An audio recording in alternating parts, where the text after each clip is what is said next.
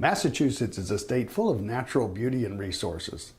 The town of Easton abounds with a variety of trees, streams, brooks, meadows, wildlife, and more.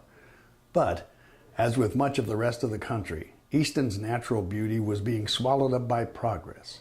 Progress that included new homes, businesses, and expanded land use. Easton has been at the forefront in acquiring and protecting important open space. In 2000, state legislators signed into law the Community Preservation Act, or CPA, giving communities an incentive to preserve and protect some of their natural resources. In 2001, Easton became one of the first communities in the state to adopt that legislation. To date, between money collected from a 3% surcharge on real estate taxes and disbursements from the state's CPA account, the town has acquired more than $20 million in funds that can be available for a variety of purposes, including open space preservation and recreation. But long before the CPA was a blip on the town's radar, the Gill Property was at the forefront of wanted acquisitions for Easton residents. This parcel connects the Black Brook management area with the Hockomock ACEC, the area of critical environmental concern. So it makes a nice contiguous parcel for wildlife to use. One of the other primary reasons the town wanted to purchase this parcel was for wetland preservation and wildlife habitat. And in fact, in 2009, the Commonwealth of Massachusetts did a planning exercise associated with the South Coast Rail project, and they determined that this property, 524 Depot Street, was a priority protection area for the entire state. This 156-acre parcel, owned by the Gill family, was operated as a pig farm for decades. This was a former pig farm, hasn't operated for many, many years, but there is solid waste on the site that the town was aware of at the time to ensure that we were doing our due diligence and to make sure that buying the property wouldn't create a risk for the town. An environmental site assessment was done. That is a process where you contract with a qualified licensed site professional to come out and look at the site, review the history of the property, and determine if there are any likely recognized environmental concerns on the property. While they didn't find any real evidence of pollutants such as oils or highly hazardous materials, they did identify several areas of solid waste dumping. Your standard Phase 1 environmental site assessment was done, and because this was a big purchase for the town, they were instructed. I mean, a credible environmental company does a thorough job, but they were instructed to walk the entire site, which they did, and they identified the areas of solid waste, and the analysis came back that there was no evidence of oil or hazardous waste contaminating the site.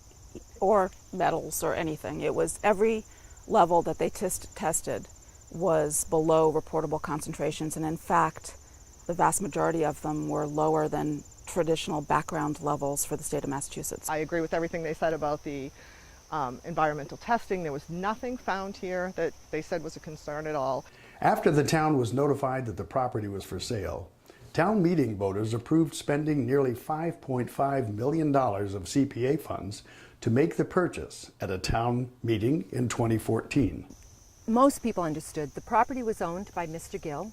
He was a recluse and had been talking for years about how he wanted the town to get the property, but never was ready to make a move on it. And when he was ready, the town needed to act quickly, at the same time recognizing that there was cleanup that needed to be done, and they negotiated. It was negotiated, and there was a discount made to the price.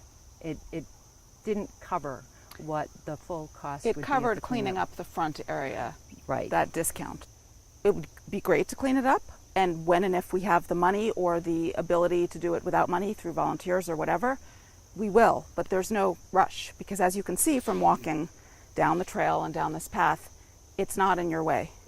The land is functioning currently as it was supposed to when we purchased it. People can use this now for passive recreation. The trail obviously needs to get cleaned up, but the primary reason that we purchased the 146 acres was for wetland and wildlife values, and those are operating right now. I think the biggest thing for me was at the time of the purchase requesting that we have a set aside for the cleanup. And there was a set aside. It was, I believe, $25,000, which I was told was going to clean up the whole property. Clearly that's not the case. There was some misunderstanding as to what that fee would cover, and really never got clarity on that until after it was a done deal. We're in areas sections 1 and 2 are behind me, and it's very lush right now so you can't see it, but there's still, these are the areas that are clean, and there's still a considerable amount of waste even in these areas. If you're out walking and you're walking with your kids, even in the winter, it's not in an area that people are going to wander or are likely to wander off into and interact with it. My perspective is not that this wasn't a good purchase. I think it was. I've always been more concerned about the fact that the taxpayers of Easton paid the highest and best possible price for this property, and we really should have put aside some amount of money for the cleanup. In order to understand the features of the property better, Danielson said a CPA grant of $48,000 was authorized for a wetland survey and a land survey. She noted that the cost for the surveys has been coming in much lower than the full grant amount. The development team, chaired by Kyla Bennett, will be making its findings and recommendations to the selectmen in the near future.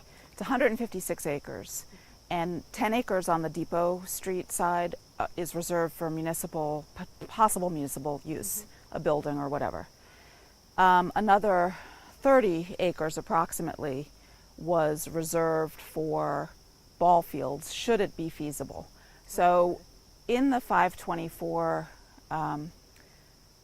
Master Plan Committee, we've divided up into 2 groups. One is a recreation subcommittee, and one is a wildlife and wetland subcommittee, and more passive use. So the recreation part of that subcommittee is looking at what we need for fields, what use is needed in town, what are we missing, and if we are missing something, then would this land be a good place to put those type of fields?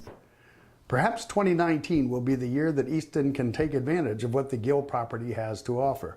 However, until a final decision on the use of the property is made, it remains one more preserved area in a town that seems to value its natural resources.